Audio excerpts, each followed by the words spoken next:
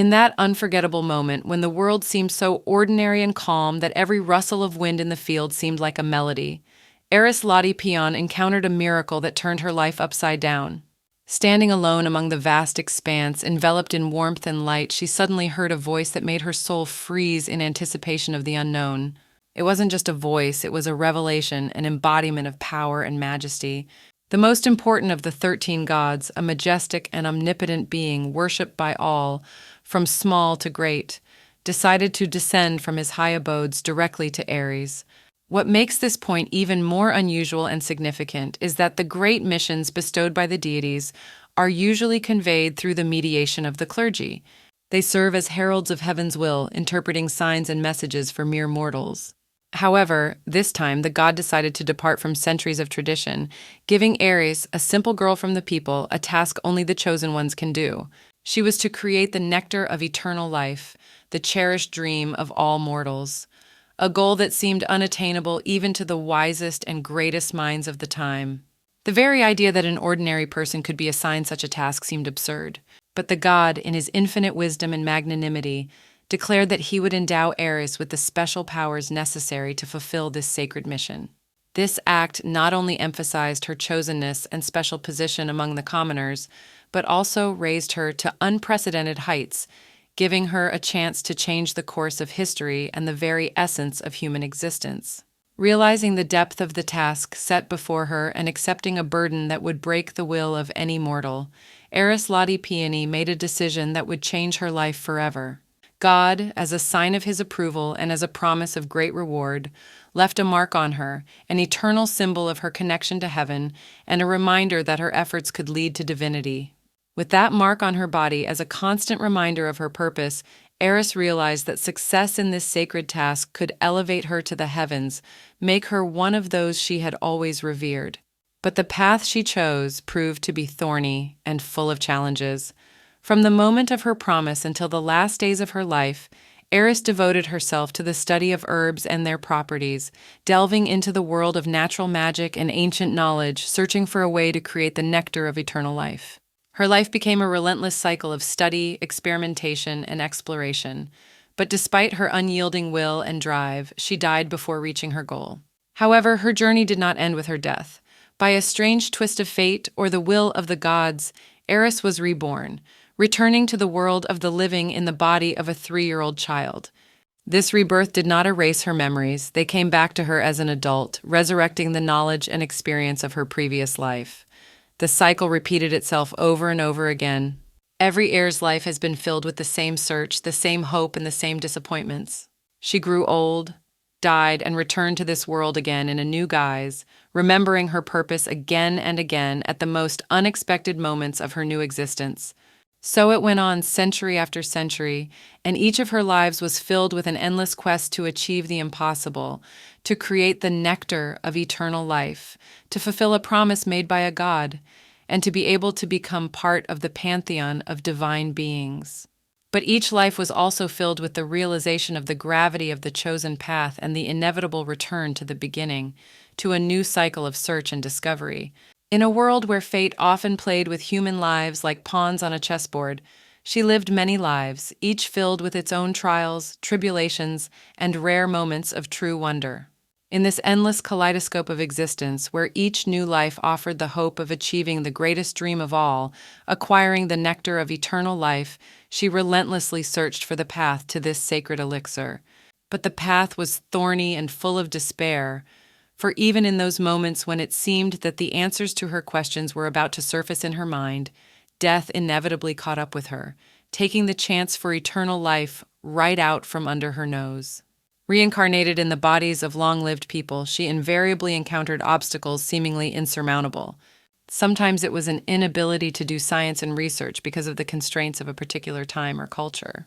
In other cases, life was cut short much earlier than it could have been due to accidents or illness, cutting short all attempts to achieve the goal. This endless cycle of trial and loss seemed hopeless. However, despite all the obstacles, she did not give up. The strength of spirit and unquenchable pursuit of her dream eventually led to triumph.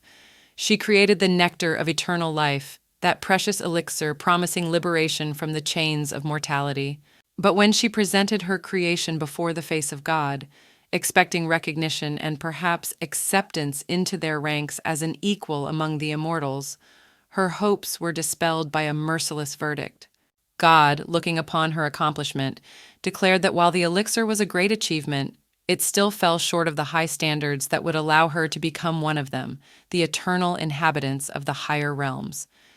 This was not just a rejection of her labor, but a challenge that called into question her entire life's mission and aspirations. In one of the unknown worlds where gods and mortals eternally intertwine their fates in the dance of the ages, an event took place that would become a legend in the future. In this world where every creature plays its unique role, there was one whose task seemed endless, Ares, the creator of ambrosia, the drink of the gods. This time, the divine intervention took a new turn. The great god, lord of fates and patron of the arts, in an extraordinary burst of determination, announced that Ares would be sent to the next life. The purpose of this decision was clear: to speed up the process of perfecting the ambrosia recipe so that the drink would reach new heights of gustatory bliss. However, this news sounded to Eris not like a blessing, but rather like a judgment. Eris, whose heart burned with passion for her art and who believed that her creation gave the deities unearthly pleasure, could not bear the thought that her work was imperfect. The certainty that the gods were savoring every sip of her not-perfect-enough nectar competed with the anger at the unexpected decision.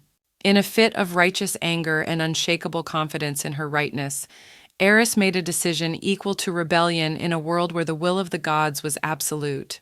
She climbed to the roof of the highest tower of her domain, a place where the sky seemed so close you could touch the stars with your hand. It was there, against the vast sky, that Eris announced the beginning of the strike. Her voice, filled with power and determination, cut through the air like a blade. She screamed that she would no longer continue her work on the ambrosia, refusing to serve the will of the gods who did not value her labor at its true worth. This act of rebellion, perhaps the first of its kind in the history of their world, was the moment when a mortal dared to defy the gods themselves, abandoning her eternal duty to protect her own dignity and art. At the dawn of a new life, shrouded in mystery and uncharted possibilities, Eris faced her first and very unexpected challenge. Accustomed to her former power and magical abilities, she found that her new guise, which at first glance seemed cute and attractive, hid much more than it might have appeared at first glance. Examining herself, Eris suddenly found signs of illness. Her coughing fits were accompanied by blood, and every muscle and joint in her body was gripped by unbearable pain. This discovery was a stark reminder to her that a new life brings not only opportunities, but also unpredictable obstacles. Remembering her former accomplishments and the magic skills she had mastered in her past lives, Eris tried to summon her inner reserves of power to heal herself as she had done so many times before. However, her attempts were in vain. To her horror and deep disappointment, she discovered that her new body lacked mana, the source of all her magical powers. This discovery stunned her. Magic was her second self, and now she found herself deprived of that part of herself. Not willing to give up without a fight, Eris decided to test other aspects of her abilities. Perhaps if magic was no longer available to her, there were new talents in her arsenal, such as the art of swordsmanship, or even divine powers she could use to compensate for her loss. However, every attempt to discover new abilities in herself led to more frustration. Her body, which seemed so cute at first glance, was completely useless in any kind of martial arts or magic. This discovery was a real test for Ares, raising the question of what other trials and difficulties fate had prepared for her in this new life, and how she would be able to overcome them, being deprived of her usual strength and abilities. At the most unexpected moment, when Eris felt her helplessness and despair, her loneliness was broken by an unexpected guest. The knight who burst into her humble hideaway addressed her as a princess, with pride and determination in his voice. Eris looked at the coat of arms that adorned the armor of the uninvited guest and instantly realized that she was a representative of the famous Ponderian Empire. From that moment on, she realized that her fate was far more confusing and unusual than she could have imagined.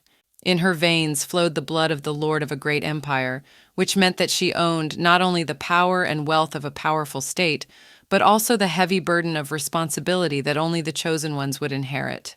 With a newfound sense of purpose and determination, Eris ordered the knight to take her to the chambers she assumed would be befitting her high status. Reality, however, shattered all her expectations. She discovered that her current residence was not a luxurious palace, but a humble and gloomy prison cell. This discovery was so unexpected and shocking that she couldn't believe her eyes. Her mind began to swirl with questions about how and why a princess of the empire could be in such a place. With doubt and trepidation in her heart, Eris turned to the knight to ask the reason for this state of affairs. The answer stunned her as much as the fact of her imprisonment. The knight told her that she had been arrested on the charge of attempting to poison the former empress. This information hit Eris like a thunderbolt, for every word of the knight shattered her ideas about herself and the world she had just entered. She realized that her new life would be full of challenges, but that she would be the first to be met with an accusation of such a serious crime seemed absurd and impossible. This moment was the beginning of a new chapter in her life, full of secrets, mysteries, and perhaps dangers which now she had to solve and overcome. Errors, the embodiment of unprecedented weariness and frustration, in the silence of her captivity, under the invisible oppression of misunderstanding and betrayal, poured out her soul in secret complaints to the gods.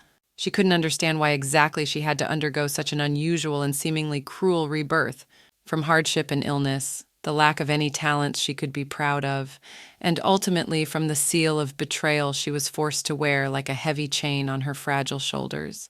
With each passing second, her desire to fight and find a way out of the dark abyss into which she had been thrown by fate was fading, and in one of her moments of despair, when despondency shrouded her mind in a fog, Eris thought of death as salvation, a new rebirth that could give her a new chance at happiness, at a life without the stain of betrayal or disease.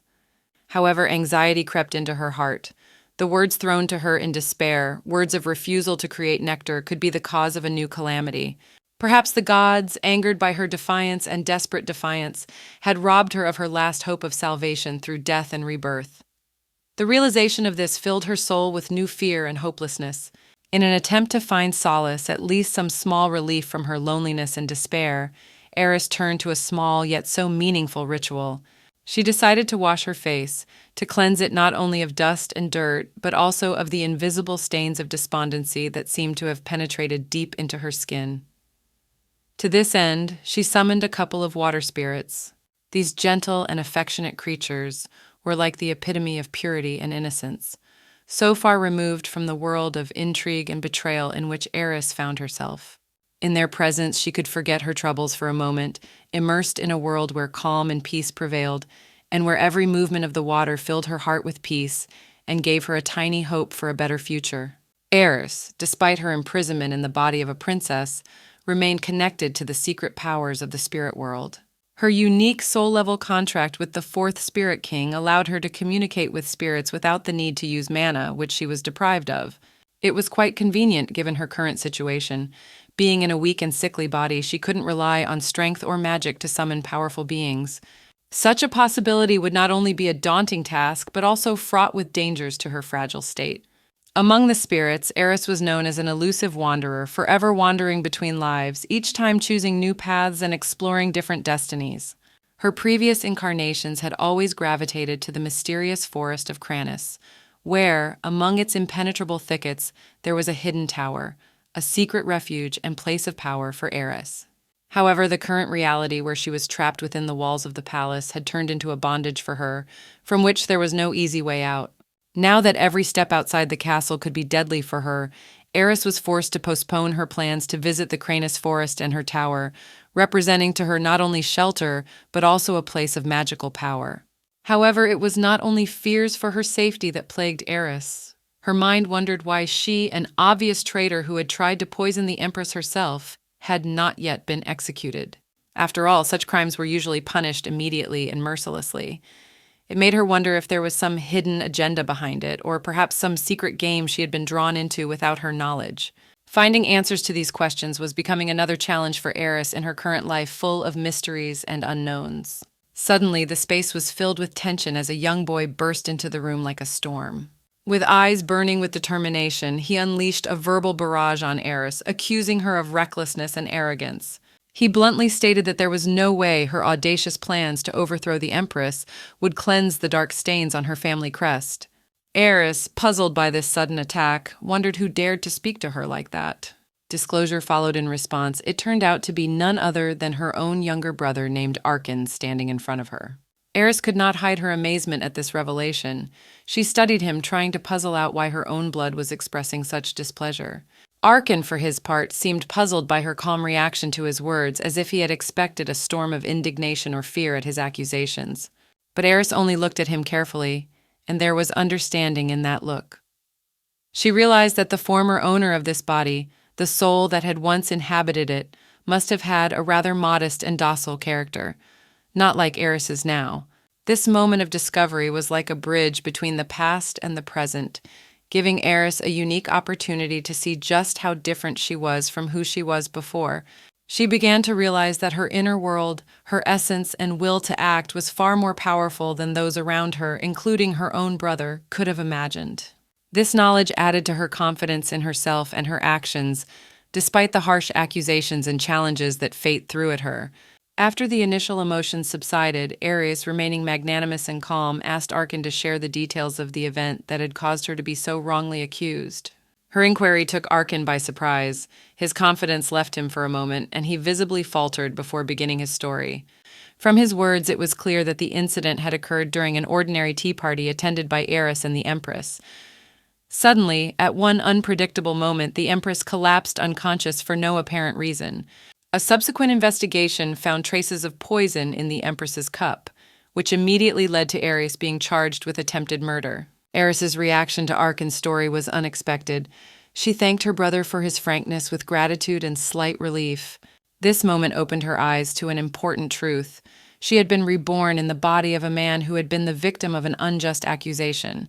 A sense of joy sprang up in her heart, not because of the events themselves, of course, but because of the realization that she now had a chance to clear her name and bring justice.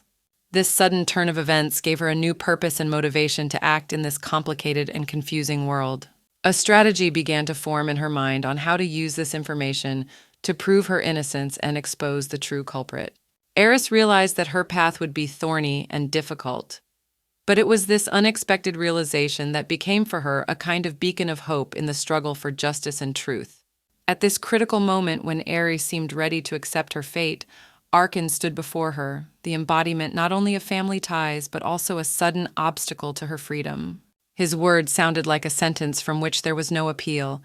Eris had no right to leave the dungeon that had become her unwanted but, alas, legal home. The knight stood beside him, his words suggesting a compromise. He offered Eris an option.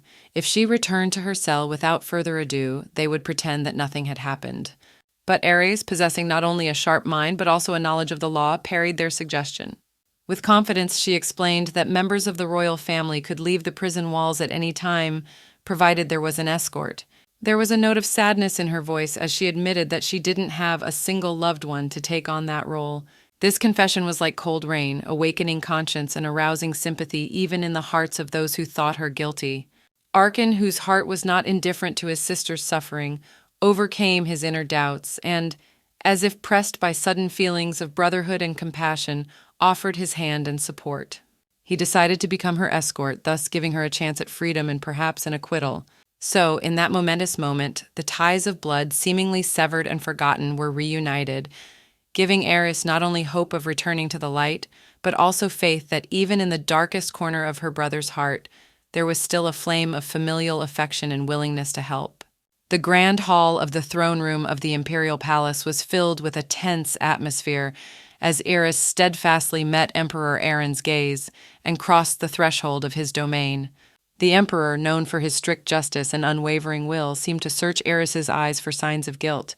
He regarded her not merely as an accused, but as a traitor who had overshadowed the honor of the empire. But Eris, despite the accusations, stood before him with a clear conscience and the intention of restoring her good name. "How can you, stripped of your memories, claim innocence?" Emperor Aaron's voice filled the hall, echoing off the walls as if searching the air itself for answers. His question sounded not so much accusatory as genuinely interested. This moment seemed to Eris like a ray of light in the darkness, for he was listening, not rejecting her at once. She felt a surge of hope, for a dialogue was still possible. However, as Eris prepared to reply, Her gaze involuntarily drifted behind the emperor's back, where, to her surprise, she noticed the vague outline of gray smoke billowing in the air like a living thing, mysteriously enveloping his figure.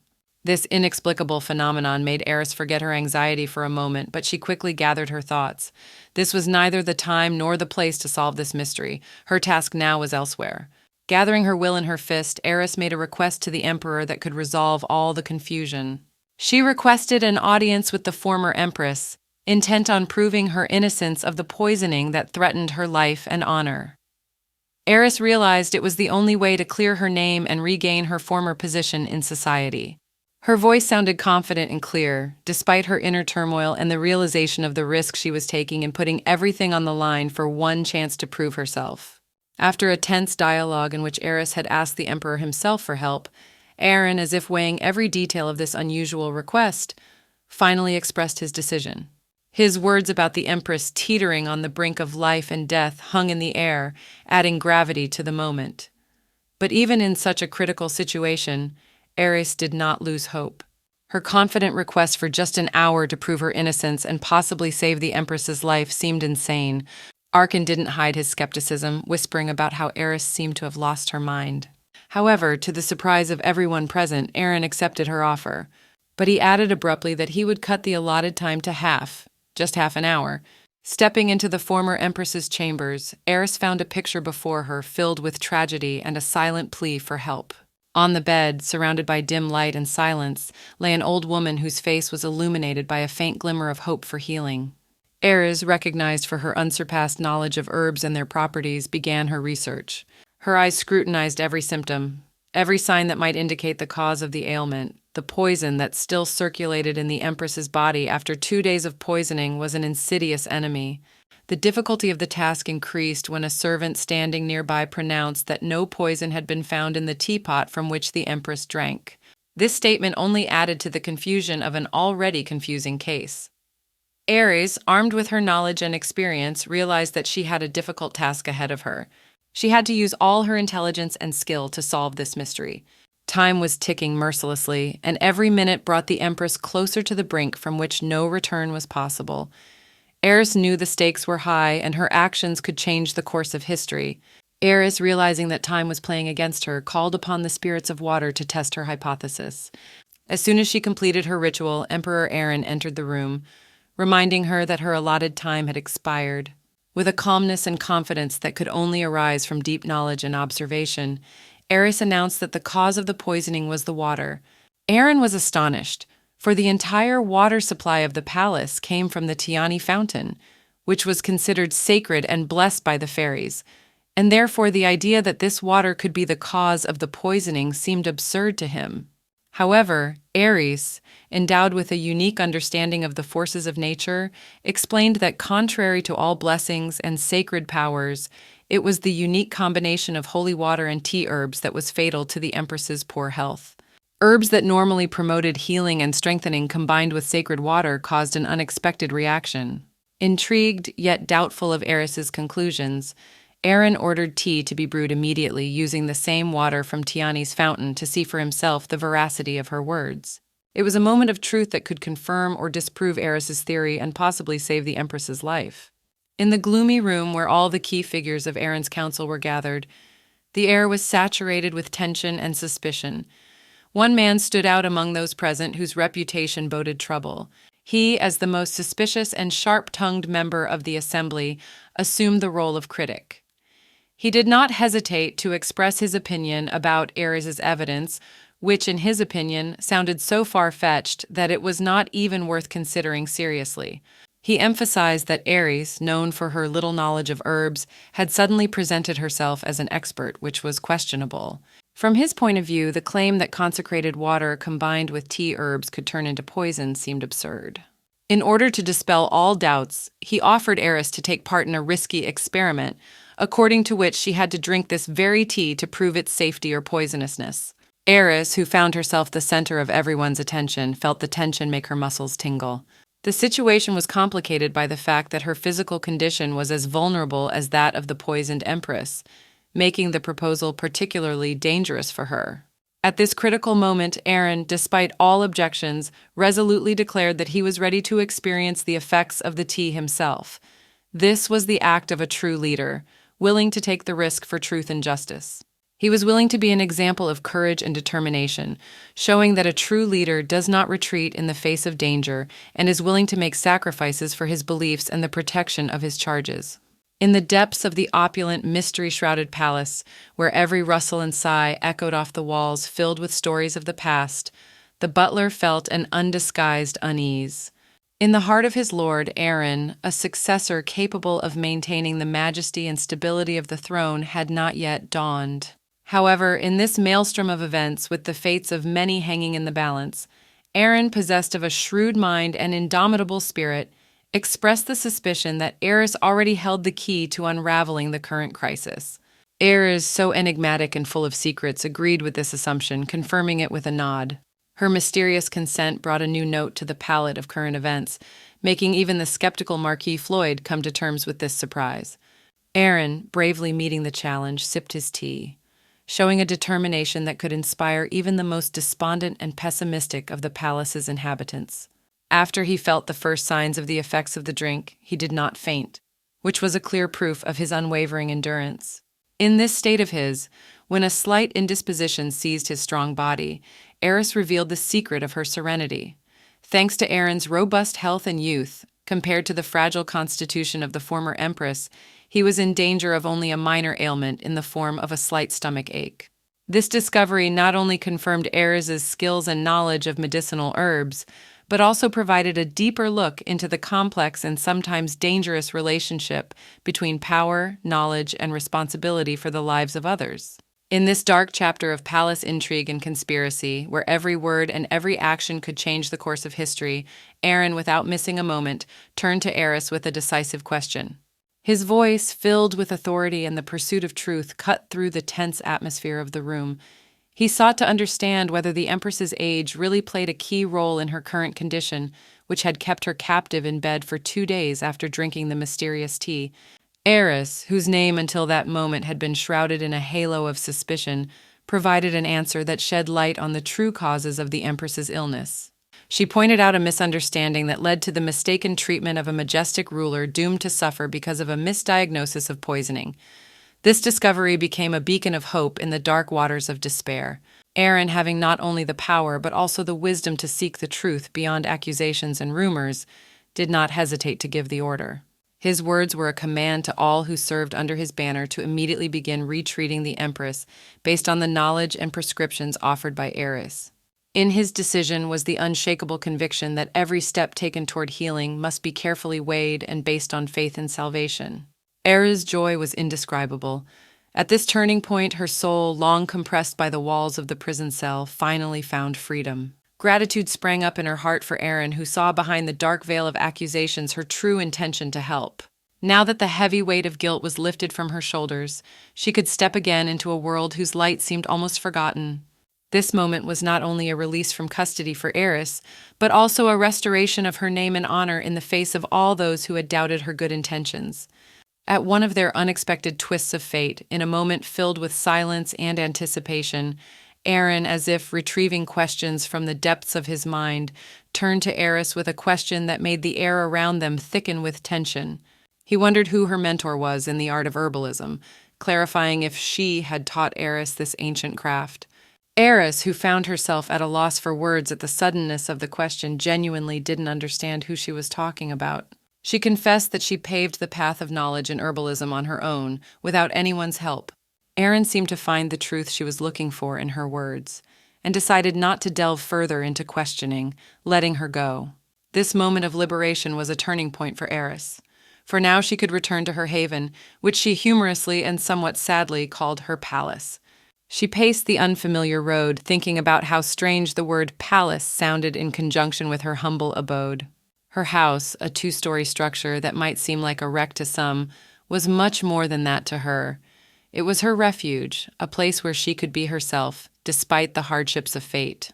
Returning to this distinctive palace after a period spent in a gloomy prison cell seemed to Eris the epitome of freedom. The prison walls she had been forced to consider her home immediately after her rebirth were a thing of the past, and now only opportunities and the hope of a new life lay ahead. This chance for freedom and rebirth in her own home, though not grand but her own and native, was priceless to Eris. As soon as Eris took a step inside her humble abode, a scene of deep emotional intensity appeared before her eyes. The door opened softly, and a girl appeared on the threshold, whose eyes were clouded with tears of joy and relief. It was Betty, Eris's personal maid, who expected no one else and nothing but the return of her mistress. The tears streaming down her cheeks were the kind of vivid expression of feeling that could only confirm genuine affection and relief at the fact that Eris had finally been vindicated. However, the joyous encounter took an unexpected turn when Betty noticed Eris' changed demeanor. The usual vigor and activity that had once been integral to her character had disappeared, leaving behind only silence. This caused surprise not only to Betty, but to Eris herself, who was beginning to realize how very different her present condition was from the past, active and cheerful life of the former owner of the body. With no memories of the past to help her adjust, Eris made the decision to hide her true self behind a mask of memory loss.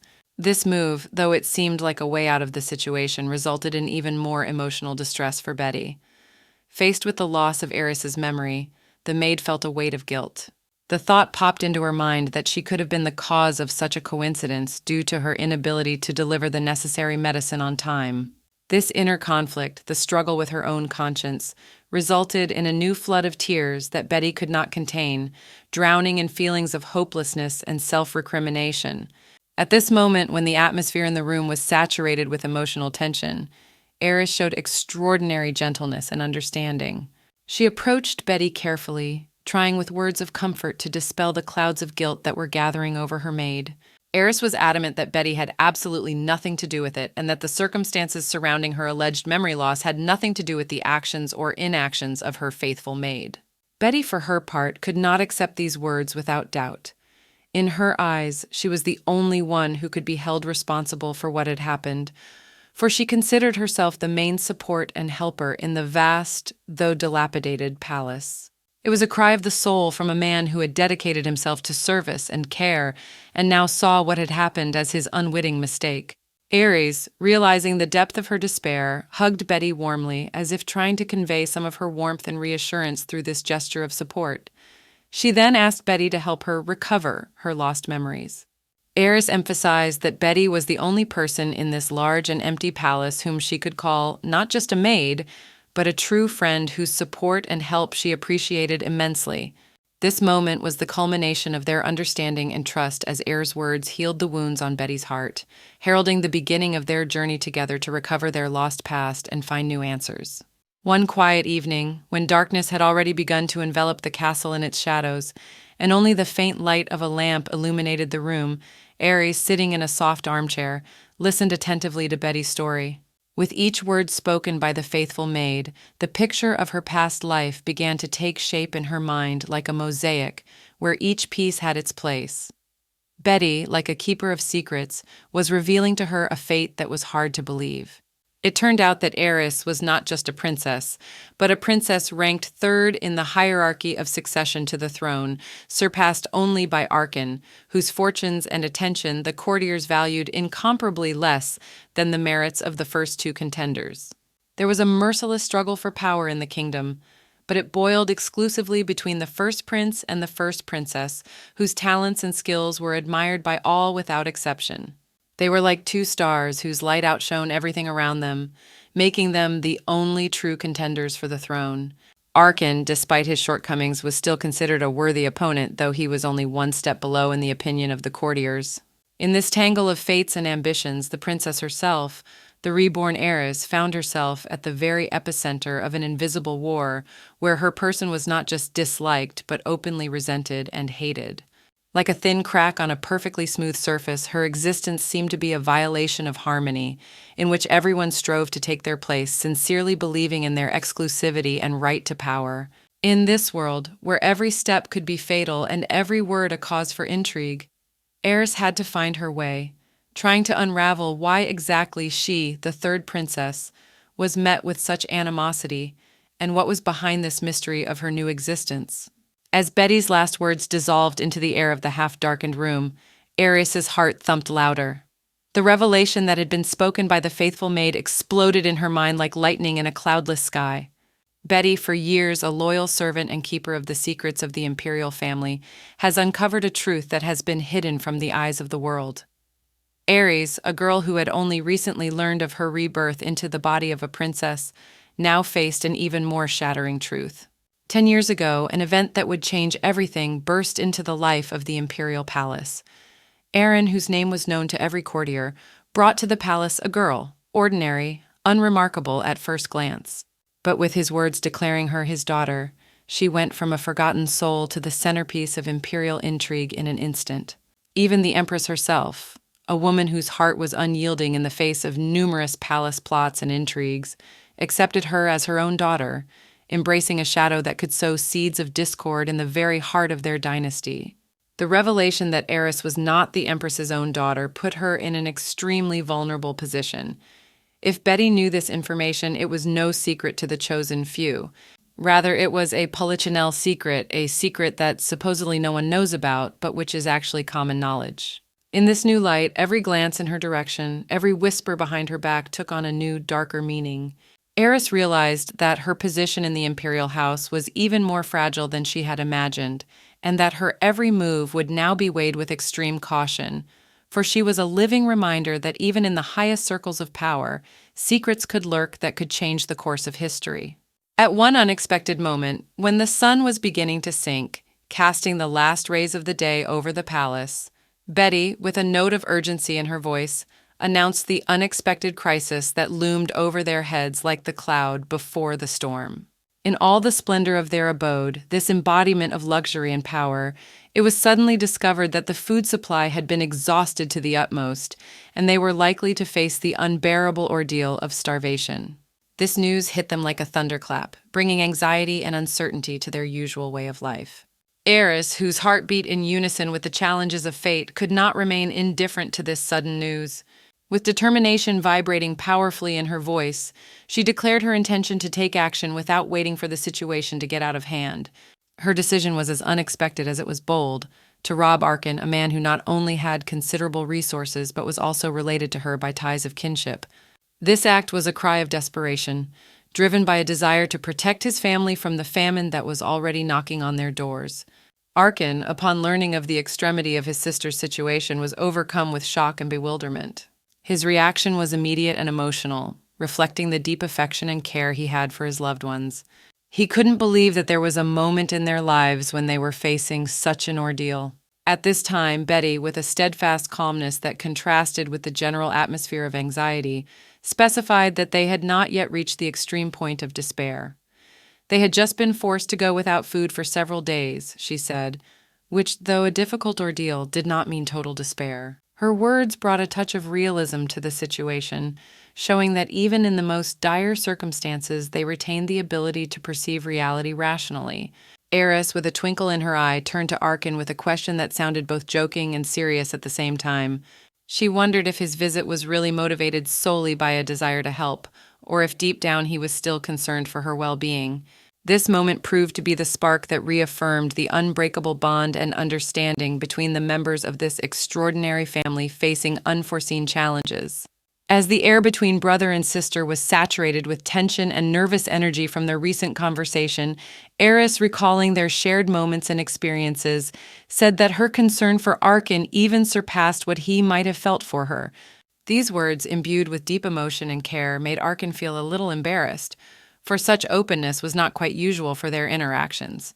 He, trying to regain his confidence, replied to Eris that under the current circumstances, she shouldn't waste her attention worrying about others, implying that they were each facing their own difficulties right now. However, the conversation took an unexpected turn when Eris's gaze happened to fall on Arkin's wrist and she noticed the burn scar there. That small but telling mark on his skin, like a beacon in the darkness, illuminated to her the many questions and uncertainties that had enveloped Arkin of late.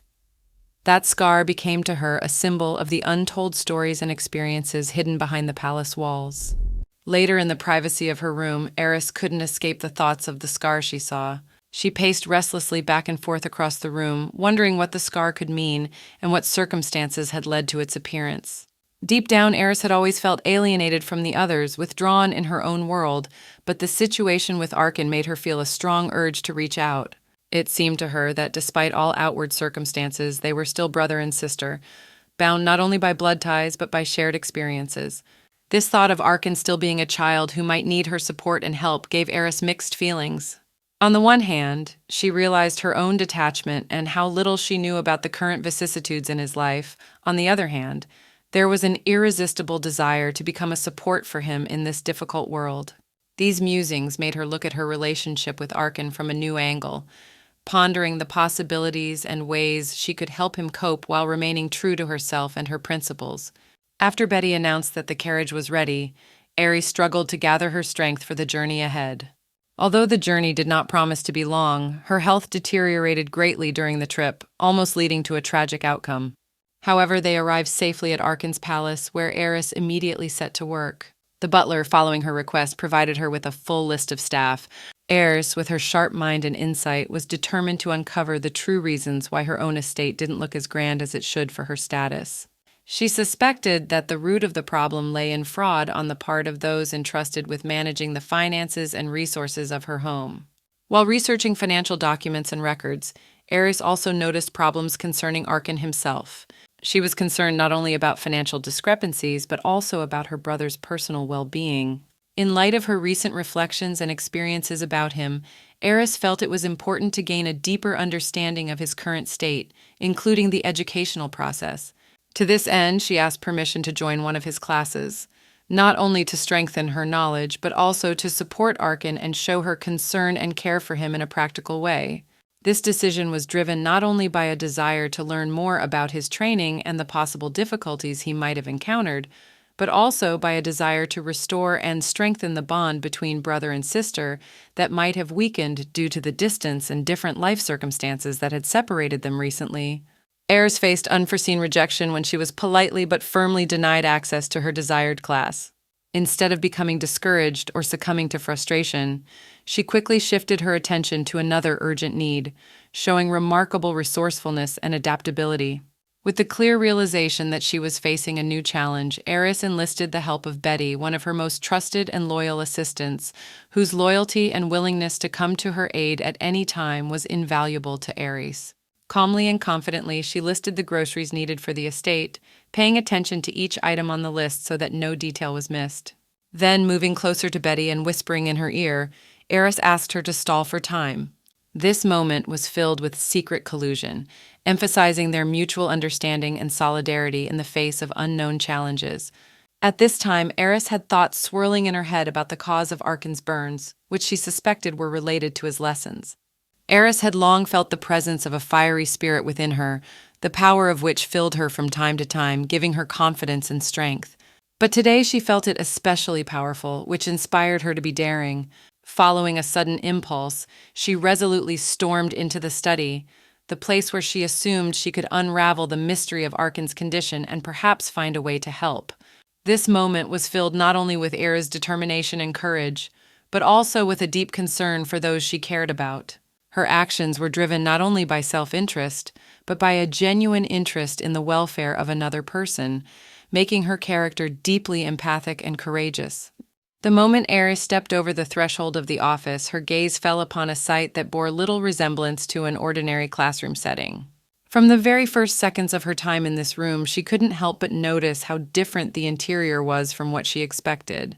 Before her appeared a room filled with living fire that seemed to dance and play in the air, giving the impression of something magical and yet dangerous. With a smile that read irony, Eris could not refrain from making a sarcastic remark, emphasizing the obvious discrepancy between the expectations for the learning environment and the reality before her eyes. What was happening in the room seemed strange to her, not only because of the absence of the usual paraphernalia of the learning process, such as books or notebooks, but also because of the presence of Viscount Polton in front of her. This man, according to Eris, had the unusual gift of being able to communicate with spirits, which made him a figure of mystery and questions.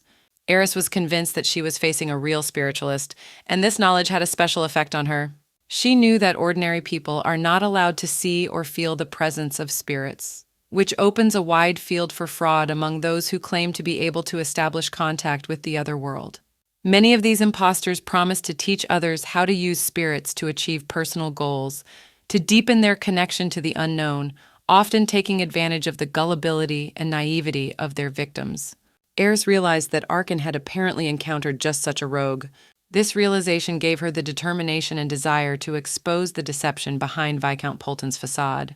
Her powers of observation and critical thinking were key in this unexpected encounter, allowing her to not only question the Viscount's true intentions, but to question his abilities and the promises he may have made to Arkin. This meeting was the beginning of a new phase in the story where Eris, armed only with her wit and ingenuity, was ready to confront the deception and reveal the truth.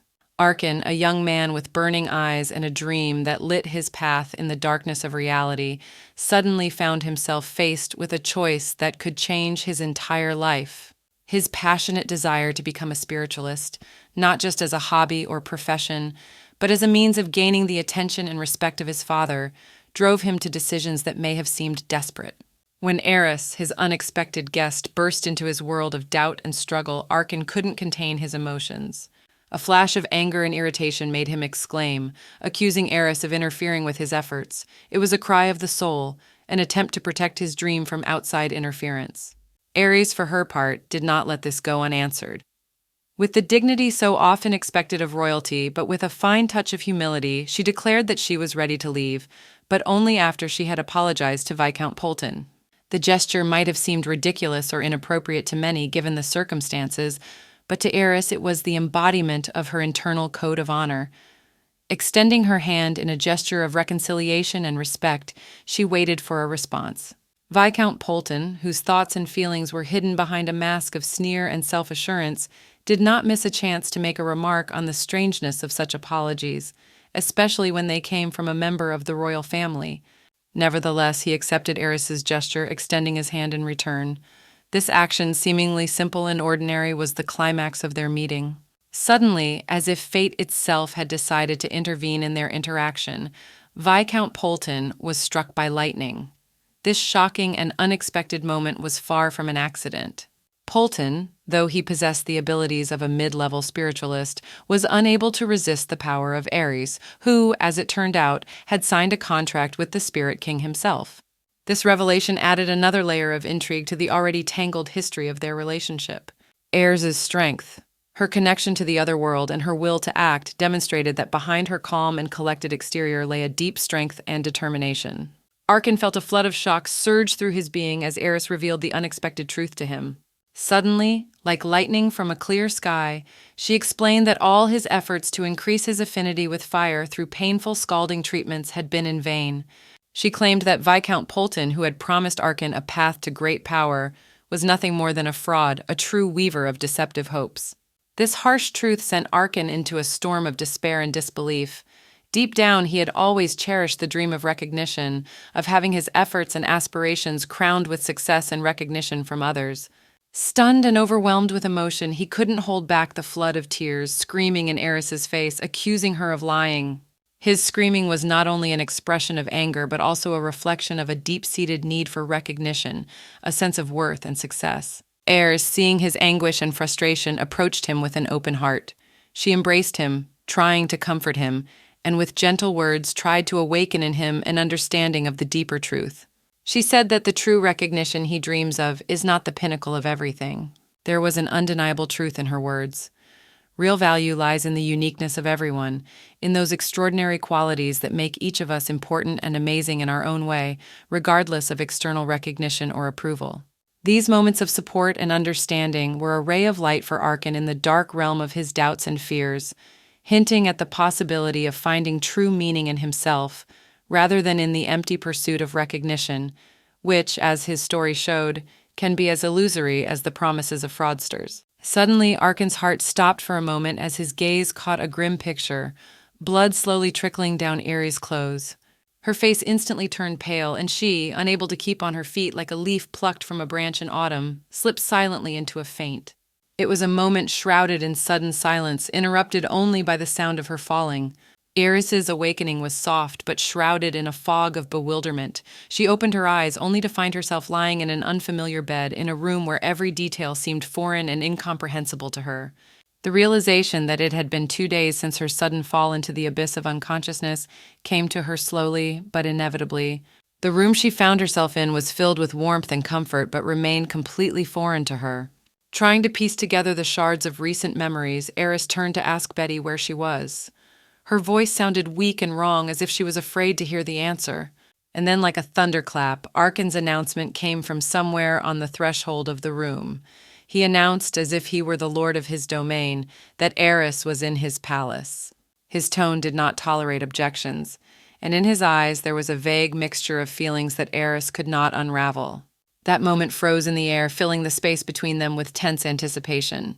Every corner of the place, every shadow falling from the furniture seemed now part of something grand and unfathomable that was beginning to unfold before Eris, enveloping her in its mysteries.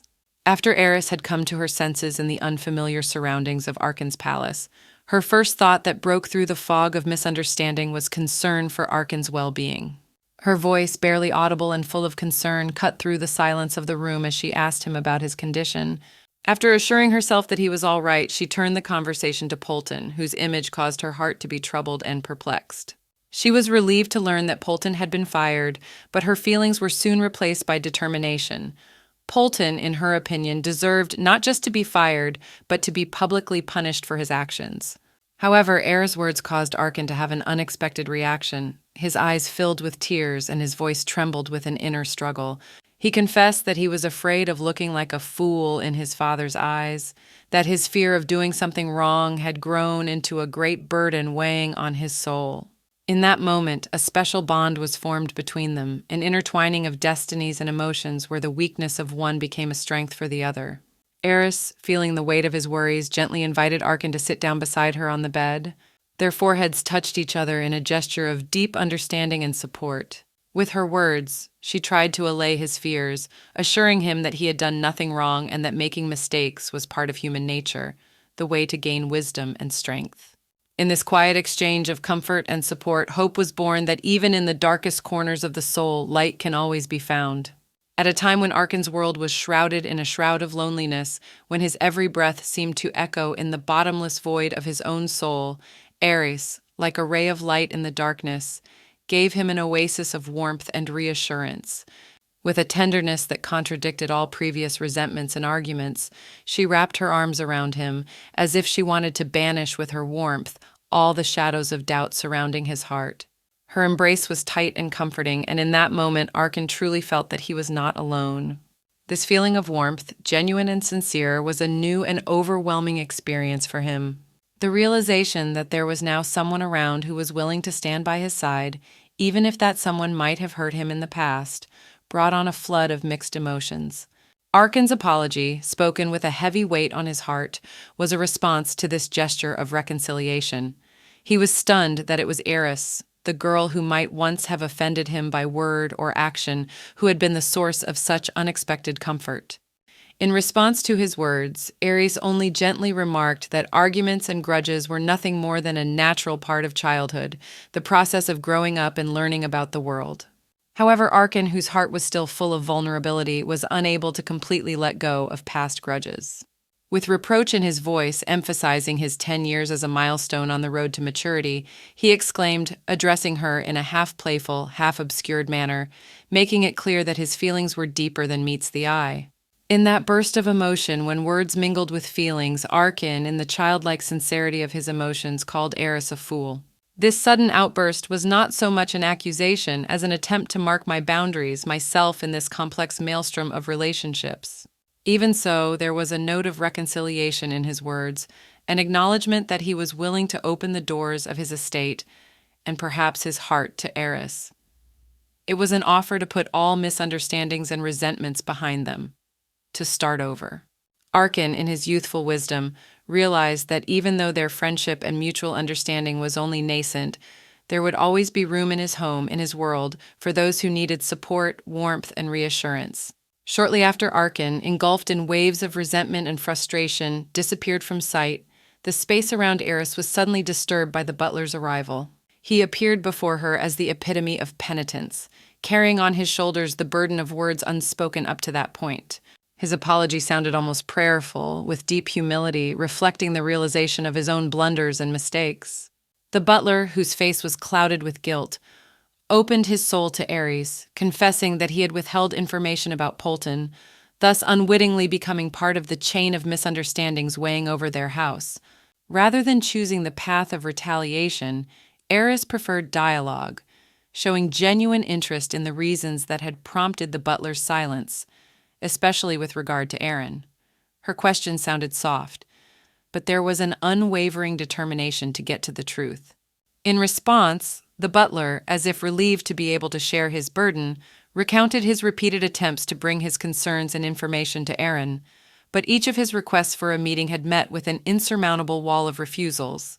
These words shed light on the depth of the problem, pointing to the closed and inaccessible channels of communication within the home, where silence has become the enemy of openness and trust.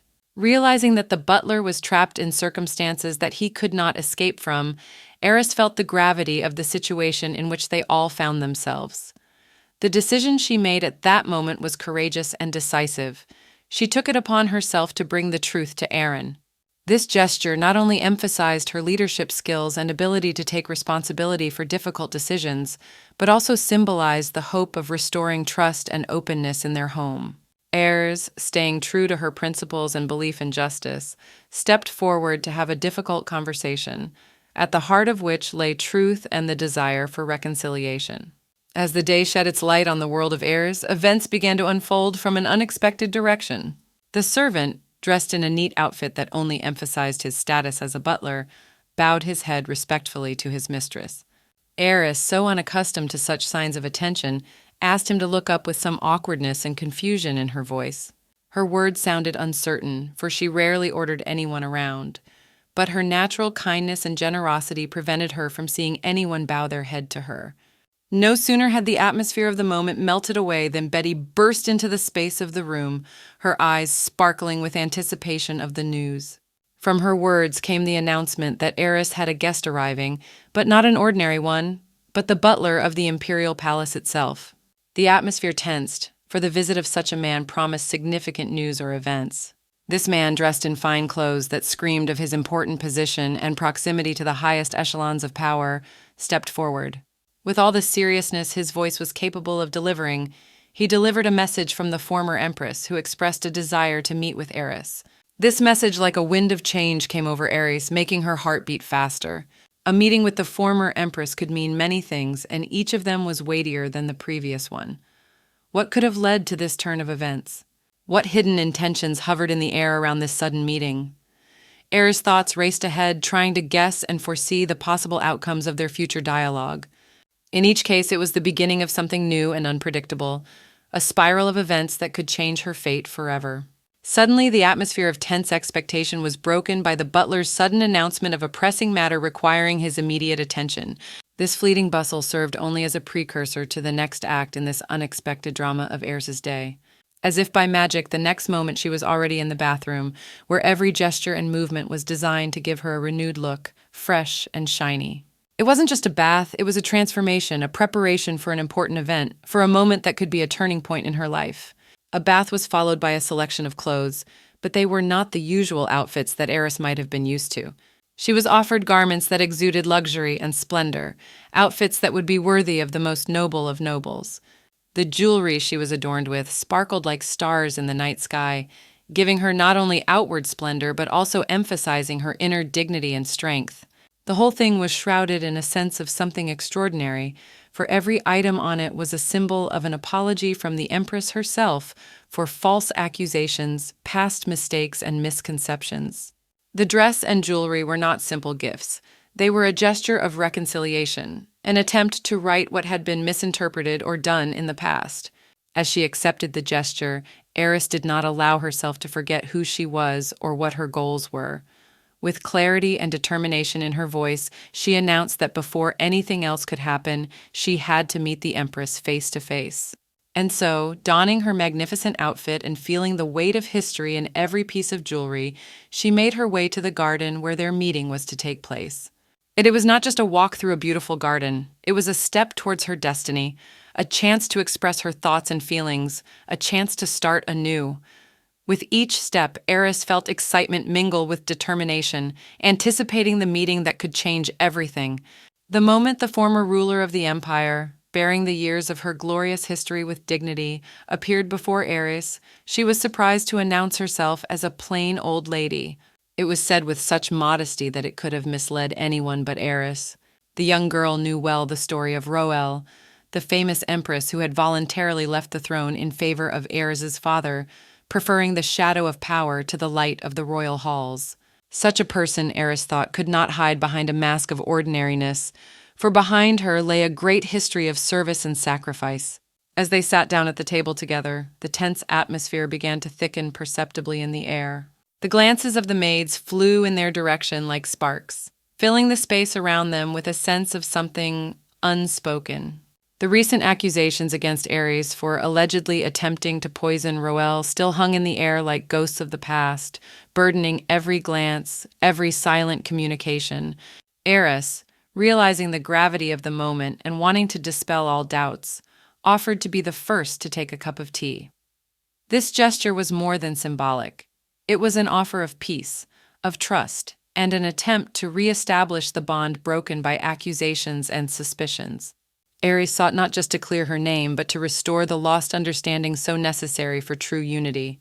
Roel's laughter cut through the tense atmosphere, bringing a note of lightness and resolution. She apologized to Eris for her maids, as if she wanted to soften their looks and misgivings, for these women were not mere maids, but companions in her life since childhood. Their loyalty to Roel was undeniable, but at that moment their vigilance took a slightly different turn. Eris, for her part, emphasized the need to keep the line between professional and personal, suggesting that even in the most stressful circumstances, it is important to maintain clarity of judgment and not let personal biases cloud objectivity. In this, her words sounded like a reminder that even in the royal chambers, where intrigue and suspicion often hang in the air, it is important to maintain humanity and mutual respect. When one of the maids, feeling the weight of these words, bowed embarrassedly in apology, Eris, magnanimously accepting her gesture, declared that in that confused situation when the air was saturated with suspicion, her reaction and looks were quite justified. This confession not only emphasized Eris's nobility and her willingness to understand and forgive, but also reminded again of the complexity of human relationships, where trust and suspicion go hand in hand, and understanding and acceptance become the key to overcoming any obstacle. There was tension in the air as Roel faced Eris, expecting anything but condescension. She was amazed at the way Eris handled the situation with unexpected gentleness and understanding. This unexpectedness gave their interaction a special flavor. When Eris, for her part, pointed out that had circumstances been different, it was unlikely their conversation would have lasted more than a few moments. This moment emphasized Eris's amazing ability to see beyond surface interactions, which further increased Roel's amazement. Eris, with her sharp mind, quickly realized the real reason for the meeting. She assumed that Roel had organized this moment for a reason, but to make amends to her maids, who had accused Eris unfairly. The suggestion made Roel chuckle lightly, admiring Eris's insight. The situation seemed to be turning into a game of wits, each trying to read the other's mind. Roel, trying to find a path to reconciliation, asked what she could do to make up for what had happened, what she could do to make up for the damage caused by the misunderstanding. Eris's answer was unexpectedly simple and sincere. She didn't demand gold, jewelry, or any material goods as compensation. All she wanted was to spend a little more time in Roel's company. Eris expressed her desire to establish a friendship, and she saw such a friendship in an unusual light, wanting to see Roel not just an acquaintance, but a close person, like a real grandmother, which she is. This desire emphasized Eris's desire for deep, meaningful relationships that value long-term, sincere connections rather than instant gains. Thus, in this uneasy interaction between Roel and Eris, a complex play of feelings and aspirations unfolds, where each tries to find common ground with the other, exploring the boundaries of possible reconciliation and friendship. This moment was a pivotal moment in their relationship, promising the beginning of something new and beautiful, in a world where such unions can be the foundation for great change. In a moment of revelation, Roel, with a tinge of surprise in her voice, noted that the Iris she had known before was quite different. This comment prompted a response from Iris, revealing a profound change in her inner world. She confessed that the time spent in the prison cell was a period of insight that allowed her to understand many things. These words reflected a difficult journey of self-examination and reinvention, where Eris found the strength to change by coming face to face with her own fears and dilemmas. Roel, for her part, cited an incident that erupted around Eris and became a topic of discussion among observers. She remembered the moment when Eris, during one of her walks, had suddenly run to the tower and shouted something in an ancient language, as if challenging unknown forces. This act of desperation or protest was a mystery to those around her, but to Eris it meant so much more. Eris, realizing the depth of her act, reflected that at that moment she was not in complete control of herself, not thinking about her choice of language for her rebellion.